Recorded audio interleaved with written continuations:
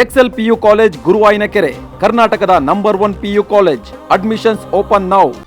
ತಮಿಳುನಾಡು ಮೂಲದ 19 ವರ್ಷದ ವಿದ್ಯಾರ್ಥಿನಿ ತನ್ನ ಮೇಲೆ ಲೈಂಗಿಕ ದೌರ್ಜನ್ಯ ಆಗಿದೆ ಅಂತ ಹೇಳಿ ದೂರನ್ನ ದಾಖಲಿಸಿದ್ದು. ಈ ಪ್ರಕರಣಕ್ಕೆ ಸಂಬಂಧಪಟ್ಟಂತೆ ಅಮೃತಹಳ್ಳಿ ಪೊಲೀಸರಿಗೆ ಈ ಹನಿ ಟ್ರ್ಯಾಪ್ ಕಹಾನಿ ದೊಡ್ಡ ತಲೆನೋವಾಗಿದೆ.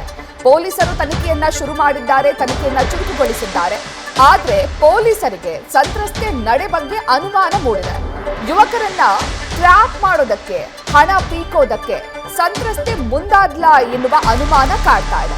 ತಾನು ಮಾಡ್ತಿರೋ ಆರೋಪಕ್ಕೆ ಸೂಕ್ತ ದಾಖಲೆಯನ್ನ ಯುವತಿ ಇಲ್ಲಿವರೆಗೂ ಕೊಟ್ಟಿಲ್ಲ. ಪೊಲೀಸರು ತನಿಖೆಯನ್ನ ಶುರು ಮಾಡಿದ ನಂತರ ಯುವತಿ ಸಲುಗೆಯಿಂದ ಯುವಕರ ಜೊತೆ ಇರೋದು ಪತ್ತೆಯಾಗಿದೆ. ಸಂತ್ರಸ್ತೆ ಆರೋಪಕ್ಕೆ ಯಾವುದೇ ಬಲವಂತದ ಎವಿಡೆನ್ಸ್ ಪೊಲೀಸರಿಗೆ ಇಲ್ಲಿವರೆಗೂ ಕೂಡ ಲಭ್ಯ ಆಗಿಲ್ಲ. ಆಕೆಯೂ ಕೂಡ ಯಾವುದೇ ಎವಿಡೆನ್ಸ್ ಅನ್ನ ಕೊಟ್ಟಿಲ್ಲ. ಇನ್ನು ಪೊಲೀಸರು ತನಿಖೆಯನ್ನ ಮಾಡುವಂತಹ ಸಂದರ್ಭದಲ್ಲಿ ಇಬ್ಬರ ನಡುವಿನ ವಾಟ್ಸ್ಆಪ್ ಚಾಟ್ಗಳನ್ನ ಪರಿಶೀಲಿಸಿದ್ದಾರೆ. ಮಲ್ಲೇಶ್ವರಂನಲ್ಲಿ ನಿಖಿಲ್ ಕೊಟ್ಟಿದ್ದ ದೂರಿನ ಅನ್ವಯ ಮತ್ತೊಂದು ಕಡೆ ತನಿಖೆ ಚುರುಕಾಗಿದೆ.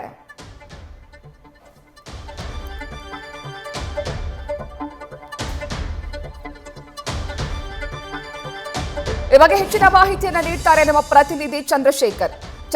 ನಿನ್ನೆ ಯುವತಿ ತನ್ನ ಮೇಲೆ ಲೈಂಗಿಕ ದೌರ್ಜನ್ಯ ಆಗಿದೆ ಅಂತ ಹೇಳಿ ಕಂಪ್ಲೇಂಟ್ ಅನ್ನ ಕೊಟ್ಟಿದ್ಲು. ಮತ್ತೊಂದ್ ಕಡೆ ಆರೋಪಿ ನಿಖಿಲ್ ಈಕೆಯೇ ಹನಿ ಟ್ರಾಪ್ ಮಾಡ್ತಿದ್ದಾಳೆ, ಬ್ಲಾಕ್ ಮೇಲ್ ಮಾಡ್ತಿದ್ದಾಳೆ ಅಂತ ಮತ್ತೊಂದ್ ಕಡೆ ಪ್ರಕರಣ ದಾಖಲಾಗಿದೆ. ಹಾಗಾದ್ರೆ ಏನಿದು, ಲೈಂಗಿಕ ದೌರ್ಜನ್ಯ ಪ್ರಕರಣನ ಅಥವಾ ಹನಿ ಟ್ರಾಪ್ ಪ್ರಕರಣನ? ಈ ಒಂದು ಪ್ರಕರಣಕ್ಕೆ ಸಂಬಂಧಪಟ್ಟಂತೆ ಮೊದಲಿಗೆ ಈ ಒಂದು ಏನು ಕೃತ್ಯ ಆದಂತ ಸಂದರ್ಭದಲ್ಲಿ ಫೆಬ್ರವರಿ 14th ಈ ಒಂದು ಕೃತ್ಯ ಆಗತ್ತೆ ಅಂತ ಹೇಳಿ ಗೊತ್ತಾಗತ್ತೆ. ಅದಾದ ನಂತರ ಏನು ಈಕೆಯ ಜೊತೆಗೆ ಒಂದು ಖಾಸಗಿ ಒಂದು ಚಾನೆಲ್ ನ ಹೆಸರು ಹೇಳ್ಕೊಂಡು ನಿಖಿಲ್ಗೆ ಕರೆ ಮಾಡ್ತಾರೆ. ಕರೆ ಮಾಡಿ ಆ ಒಂದು ಸಂದರ್ಭದಲ್ಲಿ ನೀವು ಈ ರೀತಿಯಾಗಿ ಅಸಭ್ಯವಾಗಿ ಯುವತಿಯ ಜೊತೆ ಒಂದು ವರ್ತನೆ ಮಾಡಿದ್ದೀರಾ, ಅದಕ್ಕೆ ಸಂಬಂಧಪಟ್ಟಂತೆ ಎವಿಡೆನ್ಸ್ ನಮ್ಮ ಜೊತೆಯಲ್ಲಿದೆ, ಹಾಗಾಗಿ ನಾವು ಕೇಳಿದಷ್ಟು ಹಣವನ್ನ ಕೊಡಬೇಕಾಗತ್ತೆ ಅನ್ನುವಂತ ವಿಚಾರಕ್ಕೆ ಸಂಬಂಧಪಟ್ಟಂತೆ ಮಲ್ಲೇಶ್ವರಂ ಪೊಲೀಸ್ ಠಾಣೆಯಲ್ಲಿ ಒಂದು ದೂರು ಕೂಡ ದಾಖಲು ಮಾಡಿರ್ತಾರೆ ನಿಖಿಲ್. ಆ ಒಂದು ದೂರಿಗೆ ಏನು ವಿಚಾರಕ್ಕೆ ಸಂಬಂಧಪಟ್ಟಂತೆ ಪೊಲೀಸರು ತನಿಖೆಯನ್ನು ಕೂಡ ಮಾಡ್ತಾ ಇರುವಂತಹದ್ದು.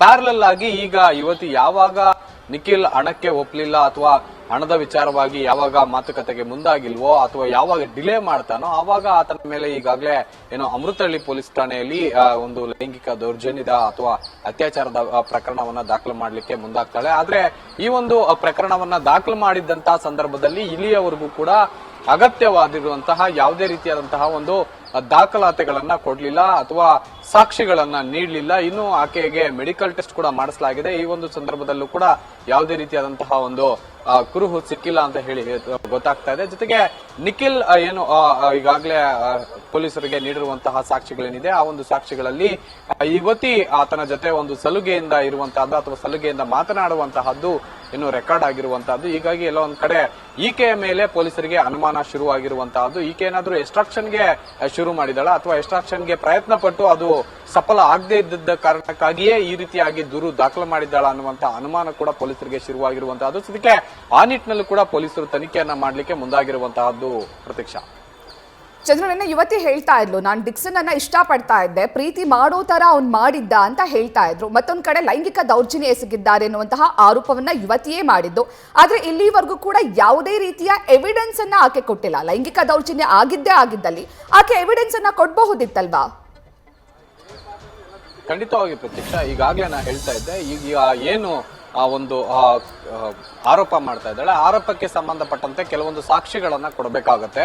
ತನಿಖೆಯನ್ನ ಯಾವ ರೀತಿಯಾಗಿ ತೆಗೆದುಕೊಂಡು ಹೋಗ್ಬೇಕು ಅಂತ ಪೊಲೀಸರು ಡಿಸೈಡ್ ಆಗ್ಬೇಕು ಅಂತಂದ್ರೆ ಮೊದಲಿಗೆ ಯಾವುದೇ ಒಂದು ವ್ಯಕ್ತಿಯ ವಿರುದ್ಧವಾಗಿ ಆರೋಪ ಮಾಡಿದ್ರೆ ಆರೋಪಕ್ಕೆ ಸಂಬಂಧಪಟ್ಟಂತೆ ಪ್ರಿಲಿಮಿನರಿ ಆಗಿರುವಂತಹ ಒಂದು ಸಣ್ಣ ಪುಟ್ಟ ಲೀಡ್ ಆದ್ರೂ ಕೊಡಬೇಕಾಗತ್ತೆ. ಆದ್ರೆ ಯುವತಿ ಯಾವುದೇ ರೀತಿಯಾದಂತಹ ಲೀಡ್ ಅನ್ನ ಕೊಡ್ತಾ ಇಲ್ಲ. ಜೊತೆಗೆ ಇವರು ಇಬ್ಬರ ಜೊತೆಗೂ ಕೂಡ ಏನೋ ಸ್ನೇಹ ಸಂಬಂಧ ಇರುತ್ತೆ. ಈ ಒಂದು ಸ್ನೇಹ ಸಂಬಂಧ ಕೇವಲ ಏನೋ ಸೋಷಿಯಲ್ ಮೀಡಿಯಾದಲ್ಲಿ ಪರಿಚಯ ಆಗ್ತಾರೆ. ಸೋಷಿಯಲ್ ಮೀಡಿಯಾದಲ್ಲಿ ಪರಿಚಯ ಆದ ನಂತರ ಅವರು ಏನೋ ಒಂದು ಚಾಟಿಂಗ್ ಅನ್ನ ಮಾಡ್ತಾರೆ. ಚಾಟಿಂಗ್ ಅನ್ನ ಮಾಡುವಂತ ಸಂದರ್ಭದಲ್ಲಿ ನಮ್ದು ಒಂದು ಪ್ರೈವೇಟ್ ಪ್ಲೇಸ್ ಇದೆ, ಆ ಒಂದು ಪ್ಲೇಸ್ ನಲ್ಲಿ ಪಾರ್ಟಿ ಎಲ್ಲ ಮಾಡ್ಲಿಕ್ಕೆ ಚೆನ್ನಾಗಿರುತ್ತೆ ಅನ್ನುವಂತ ವಿಚಾರಕ್ಕೆ ಸಂಬಂಧಪಟ್ಟಂತೆ ಎಲ್ಲ ಫೋಟೋಸ್ ಕೂಡ ಶೇರ್ ಮಾಡ್ತಾರೆ. ಯಾವಾಗ ಆ ವಿಲ್ಲಾ ಆಗಿರ್ಬೋದು ಅಥವಾ ಇವರ ಬ್ಯಾಕ್ ಗ್ರೌಂಡ್ ಎಲ್ಲವೂ ಕೂಡ ಇಷ್ಟ ಆಗುತ್ತೆ ಇವತ್ತಿಗೆ, ಆಗ ಸದ್ಯಕ್ಕೆ ಇವರು ನಂತರನೇ ಇರ್ಬೋದು ಅನ್ನುವಂತ ವಿಚಾರಕ್ಕೆ ಸಂಬಂಧಪಟ್ಟಂತೆ ಆಗಾಗ ಪದೇ ಪದೇ ಮೀಟ್ ಆಗ್ತಾ ಇರ್ತಾರೆ. ಮೀಟ್ ಆದಂತ ಸಂದರ್ಭದಲ್ಲಿ ಏನು ನನ್ನ ಫ್ರೆಂಡ್ ಒಂದು ವಿಲ್ಲಾ ಇದೆ, ಅಲ್ಲಿ ಹೋಗಿ ಈ ಒಂದು ವ್ಯಾಲೆಂಟೈನ್ಸ್ ಡೇ ನ ಸೆಲೆಬ್ರೇಟ್ ಮಾಡೋಣ ಅನ್ನುವಂತ ವಿಚಾರಕ್ಕೆ ಸಂಬಂಧಪಟ್ಟಂತೆ ಮಾತಾಡ್ತಾರೆ. ಅಲ್ಲಿ ಹೋಗಿ ಆ ಒಂದು ಸಂದರ್ಭದಲ್ಲಿ ಇಬ್ರು ಕೂಡ